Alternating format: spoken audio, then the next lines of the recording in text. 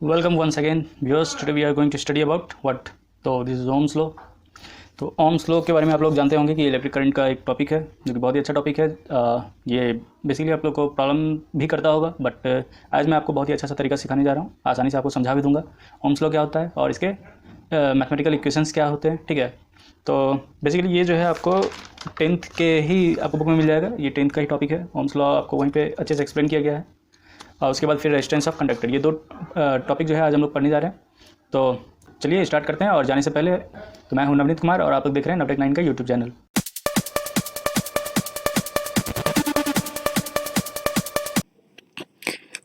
Now we are on our screen.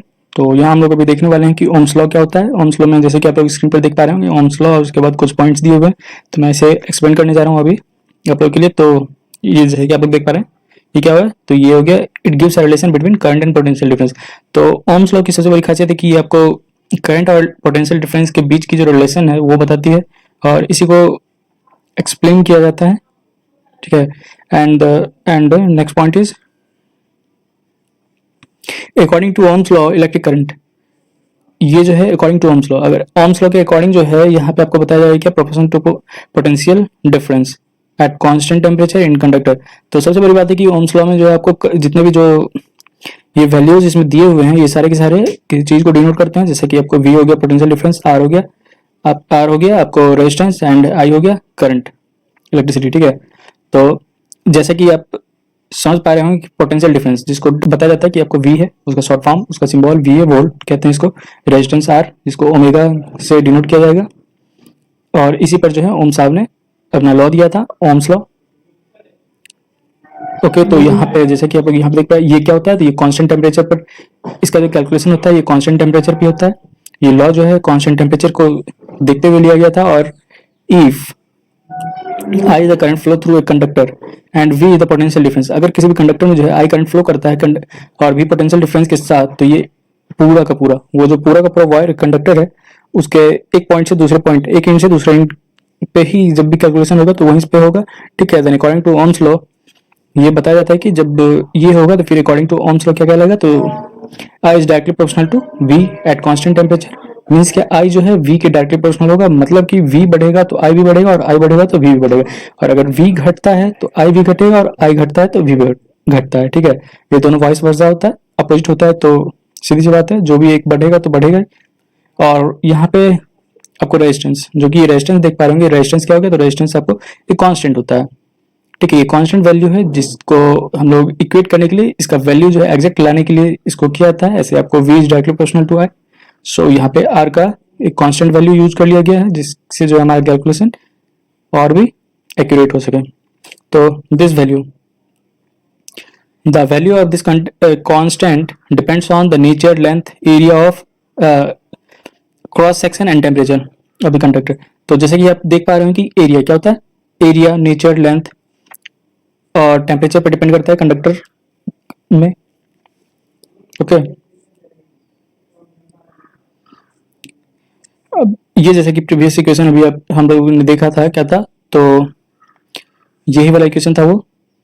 ठीक है, V by I equal to R, ये equation first हो गया। वी हो गया यहाँ पे पोटेंशियल डिफरेंस, जैसे कि आप लोग यहाँ पे देख पा रहे होंगे कि ये रहा कि इलेक्ट्रिक करंट। ठीक है, इलेक्ट्रिक करंट आई से डिनोट किया जा रहा है, V potential difference, R resistance हो गया। और ये सारा का सारा इसका जो फुल फॉर्म है वो है। ओके, और मैं आपको फिर से बता दूं कि r जो है ये आपको कांस्टेंट वैल्यू होता है। यहाँ पे कांस्टेंट वैल्यू इसका r को ही मान लिया जाता है।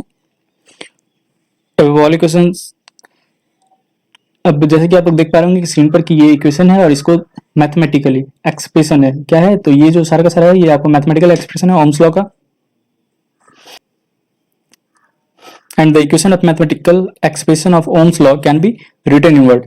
अगर बात करते हैं कि वर्ड में कैसे लिखा जाए ओम्स लॉ का के एक्सपेरिमेंट को, ठीक है, एक्सप्रेशंस को, तो इस एक्सप्रेशन को जो हम लोग वर्ड में लिखने जाएंगे तो वो क्या लिखेंगे, तो potential difference by current equal to constant जो कि रेजिस्टेंस होता है। यहाँ पर रेजिस्टेंस ही हम लोग यूज करते हैं। ओके, तो करंट में रेजिस्टेंस का यूज होता है और रेजिस्टेंस जो कि मैं आपको आगे वाले पॉइंट्स में क्लियर कर दूंगा रेजिस्टेंस क्या होता है। सबसे ओके, तो ये देख पा रहे होंगे कि आप क्या है, तो ये हो गया आपको Okay, here we find that the ratio of potential difference applied between the ends of conductor and the current flowing through it is constant. तो कांस्टेंट होता है क्वांटिटी कॉल्ड रेजिस्टेंस। ये जो है ये सेम चीज बताया गया है कि अभी आपको मैंने बताया कि कांस्टेंट होता है आर कांस्टेंट होता है, वी हैव सीन दैट। तो ये एक इक्वेशन हो गया। इस इक्वेशन को अभी हम लोगों ने वो पिछले स्क्रीन पर देखा था, और यहाँ पे भी आप लोग देख पा रहे हैं कि वी हो गया पोटेंशियल डिफरेंस है, आई हो गया करंट, और आर हो गया कांस्टेंट जो कि रेजिस्टेंस कहलाता है। और इसी चीज को जो है ओम्स लॉ में बताया गया है कि रेजिस्टेंस का जो है क्या यूजेज है, ठीक है। तो क्या आगे हम लोग देखेंगे। फिलहाल current I equal to V by R. The previous equation पिछले इक्वेशन से लिया गया है यहाँ पे फिर से।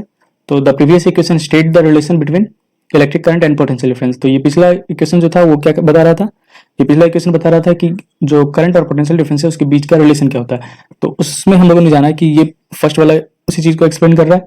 The electric current is directly proportional to potential difference, and second is also saying about that the current is inversely proportional to resistance. इस दोनों का मतलब हो गया क्या, फर्स्ट वाले में कह रहा है कि the electric potential is directly proportional, मतलब इलेक्ट्रिक करंट जो है डायरेक्टली प्रोपोर्शनल होता है किसके, पोटेंशियल डिफरेंस। आई बढ़ेगा तो भी बढ़ेगा, और भी घटेगा तो आई भी घटेगा, ठीक है। दोनों एक दूसरे से रिलेटेड होता है, ये पहला पॉइंट कह रहा है। और सेकंड पॉइंट में क्या कह रहा है, तो the current is inversely proportional. अगर करंट जो है इनवर्सली प्रोपोर्शनल है किसके, तो रेजिस्टेंस के। मींस क्या, अगर रेजिस्टेंस बढ़ता है तो करंट का फ्लो जो है वो घटेगा, और करंट का फ्लो अगर बढ़ता है तो रेजिस्टेंस कम होगा उसमें किसी भी कंडक्टर में। और ये क्यों होता है और क्या होता है रेजिस्टेंस, ये हम लोग आगे देखेंगे। फिलहाल अभी देखते हैं ये। It means if electric current will double then also potential energy. इसका मतलब है कि अगर इलेक्ट्रिक करंट जो है डबल होता है तो पोटेंशियल डिफरेंस भी डबल होगा, अगर हाफ होता है तो वो हाफ होगा, ठीक है। रिवर्स इज आल्सो ट्रू, इसलिए मैंने यहाँ पे रिवर्स इज आल्सो ट्रू लिख दिया कि इस चीज को दोबारा रिपीट ना करना पड़े, लिखना ना पड़े। ओके, तो and if the resistance is double then the current gets half. और वहीं पे जो है सेकंड पॉइंट के लिए, ये जो है आपको सेकंड पॉइंट के लिए कहा गया है क्या चीज, तो इस पॉइंट के लिए जो ये कहा गया है, क्या कहा गया है, तो अगर रेजिस्टेंस जो है डबल होता है तो उसका करंट जो है हाफ हो जाएगा, और अगर करंट डबल होता है तो रेजिस्टेंस हाफ हो जाएगा। नेक्स्ट स्क्रीन पर चलते हैं। तो ये the length of electric current, जैसा कि ये आप देख पा रहे हैं कि the strength of an electric current in a given conductor are depends on two factor. दो फैक्टर पर डिपेंड करता है स्ट्रेंथ इलेक्ट्रिक करंट का। कौन कौन सा, तो the potential difference across the ends of the conductor. Conductor के पूरे मतलब तो पूरा कंडक्टर, ठीक है, दोनों एंड के बीच में जो है पोटेंशियल डिफरेंस का जो भी आपको वैल्यू होता है उसे पर डिपेंड करता है। और फिर जो है रेजिस्टेंस ऑफ द कंडक्टर, अब कंडक्टर में जो है कितना रेजिस्टेंस है उस पर डिपेंड करता है क्या चीज, तो इलेक्ट्रिक करंट का स्ट्रेंथ, ठीक है। एंड ये रेजिस्टेंस ऑफ कंडक्टर, हम लोग देखने जा रहे हैं रेजिस्टेंस ऑफ कंडक्टर। क्या होता है रेजिस्टेंस ऑफ कंडक्टर, तो मैं आप लोगों को बता दूं कि रेजिस्टेंस ऑफ कंडक्टर आप उन चीजों को कह सकते हैं रेजिस्टेंस। ये रेजिस्टेंस जो है वो प्रॉपर्टी है जिसकी सहायता से जो है कोई आपको इलेक्ट्रॉन अपने स्पीड के साथ, वो चाहे जिस स्पीड से जाना चाहता है उस स्पीड से नहीं जा पाता है, उससे ब्लॉक किया जाता है, रोका जाता है। और क्यों, क्योंकि आप लोग को पता है कि किसी भी कंडक्टर में जो है बहुत सारे इलेक्ट्रॉन होते हैं, आयंस होते हैं, वो सभी के सभी वहां पे अवेलेबल होते हैं, जिसकी वजह से जो भी एक मूवमेंट होता है, कोई भी एक इलेक्ट्रॉन मूव करता है तो दूसरे से टकराता है, और दूसरे से टकराने की वजह से जो है उसकी स्पीड में ब्रेकेज आती है, वो रुकता है। और स्पीड के फ्लो में जब वो कमी होती है तो जिसकी वजह से यहाँ पे रेजिस्टेंस जनरेट होता है, ठीक है। ये आपको रेजिस्ट करता है आगे बढ़ने से।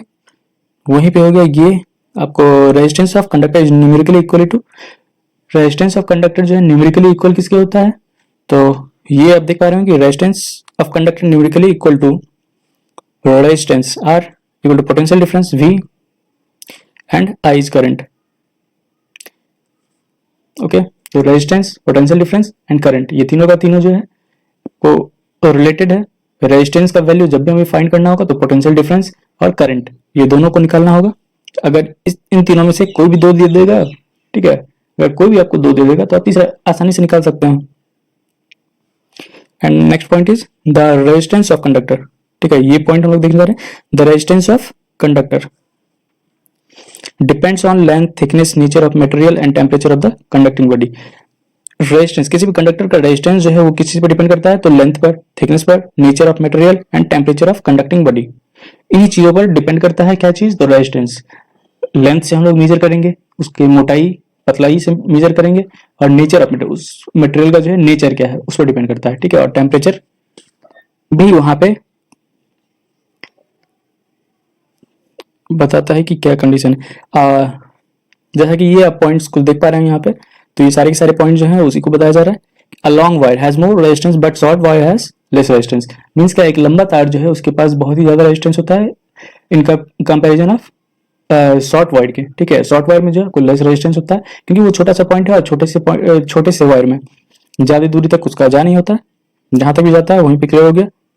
And second is a thin wire has more resistance but in thick wire has less resistance. तो जैसा कि ये पॉइंट आप देख पा रहे होंगे कि एक thin wire has more resistance, क्या तो एक थिन वायर जो है उसके पास बहुत ही ज्यादा रेजिस्टेंस होता है, ठीक है। वही जो है आपको एक मोटे वायर में कम रेजिस्टेंस होता है, क्यों? क्योंकि थिन वायर में जो है इलेक्ट्रॉन बहुत ही क्लोज होता है जिसकी वजह से रेजिस्टेंस बढ़ जाता है, जबकि आपको थिक वायर में उसका जो इलेक्ट्रॉन का जो डेंसिटी होता है, ठीक है, यानी तो कह सकते हैं इलेक्ट्रॉन का जो उसमें जो पोजीशन होता है वो थोड़ा डिस्टेंस पर होता है, जिसकी वजह से वो खुद को आसानी से मूव कर पाता है।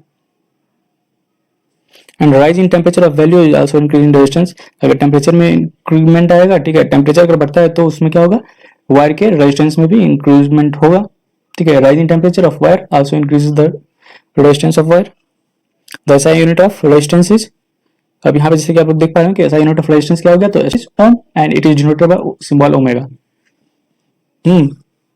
तो क्या होता है, ओम जो है एसआई रेजिस्टेंस का क्या है, तो एसआई यूनिट है, जबकि आपको इस ओम को डिनोट करने के लिए क्या करते हैं हम लोग, एक सिंबल यूज कर लेते हैं ओमेगा, ठीक है। तो ये वही ओमेगा का सिंबल है, इसी सिंबल के साथ जो है रेजिस्टेंस को दिखाया जाता है। as we learn omega is a symbol of ohm which is a SI unit of resistance। तो ये अभी हम लोग ने ऊपर वाले पॉइंट में देखा है, इसी पॉइंट को इस जगह पे एक्सप्लेन किया जा रहा है। यूनिट ऑफ रेजिस्टेंस, ओके, तो ये हो गया unit of resistance. Unit of resistance ohms can be defined by using Ohm's law. Ohm's law के हेल्प से जो है यूनिट ऑफ रेजिस्टेंस को डिफाइन किया गया है। तो वो क्या होता है, तो देखते हैं हम लोग। According to Ohm's law, Ohm's law के अकॉर्डिंग जो है क्या होता है, पोटेंशियल डिफरेंस बाय करंट। ये पोटेंशियल डिफरेंस बाय करंट, ठीक है, वो क्या देगा, तो रेजिस्टेंस देगा, ठीक है। रेजिस्टेंस क्या है, तो ये कांस्टेंट हो गया, ये वैल्यू क्या हो गया, तो कांस्टेंट। यहीं पर ये आपके पास एक इक्वेशन आ गया जो कि R equal to V by I, ठीक है। R equal to V by I 1 ohm equal to 1 volt by 1 ampere. R equal to V by I 1 ohm equal to 1 volt by 1 ampere.